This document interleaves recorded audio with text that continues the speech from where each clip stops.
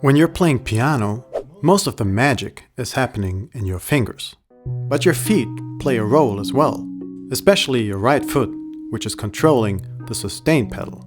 On a real instrument, you might find 2 or 3 pedals. The sustain pedal is always on the right. As the name suggests, this pedal sustains the sound. Without it, each key produces a sound just while it is pressed. As soon as I lift the key, the sound stops. But once I push down the sustain pedal, the sound becomes independent of how long I hold a note with my finger. I can hit a key very shortly, and yet the sound continues until I lift the sustain pedal. This is really useful because quite often you want a certain sound to continue, but you can't hold the keys with your fingers because they need to play other notes or because your hand needs to change its position. Let's take the waltz pattern we used earlier as an example. In this case, the left hand is required to jump between the bass note and the chords. Without the sustain pedal, this means the bass note and the chords won't be heard together, and there will be audible gaps between them.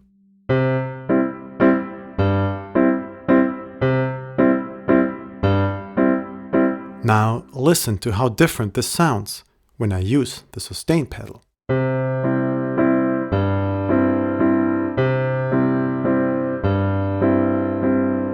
So the sustain pedal can really change the character of a piece and create a much softer, rounder, fuller sound. Here's another example, first without, then with the sustain pedal.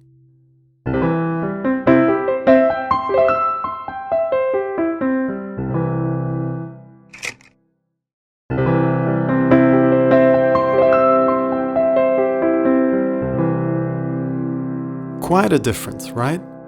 But how exactly do we use it? Usually, we can't push down the sustain pedal at the beginning of a piece and keep it down until the last note, because not all notes go well together. For example, if I hold the pedal and play a series of different chords, this will create a very dissonant sound.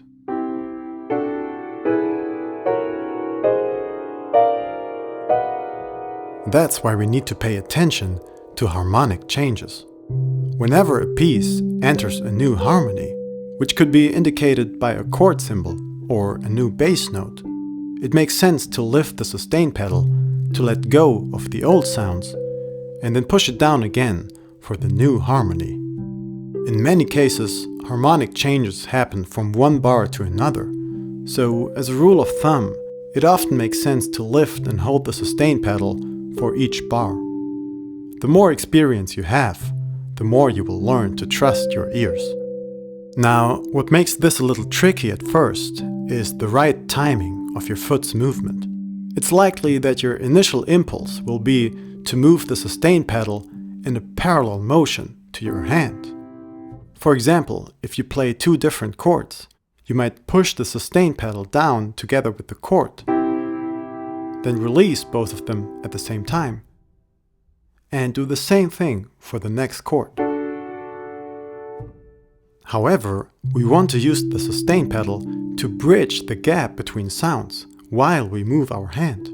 So when I lift my hand from the first chord, I want to keep holding the sustain pedal until I play the next chord. The same moment I play the second chord, I lift the pedal and push it right back down to enable my hand to move again. So my foot performs some kind of contrary motion to my hand. When my hand goes down, my foot goes up. Then the foot goes back down again, so I can lift my hand.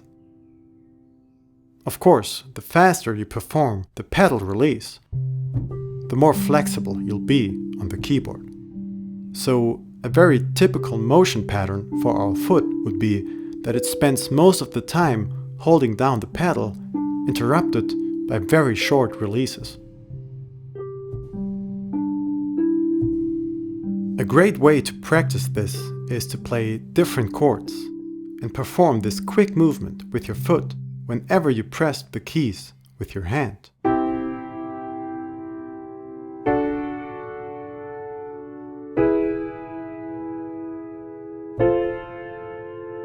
You could also play a pattern with your left hand, jumping between a bass note and a chord, and change the sustain pedal with every bass note.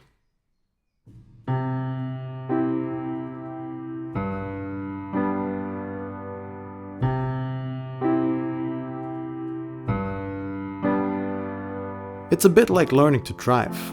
It takes a lot of concentration in the beginning, but soon your foot will just move automatically.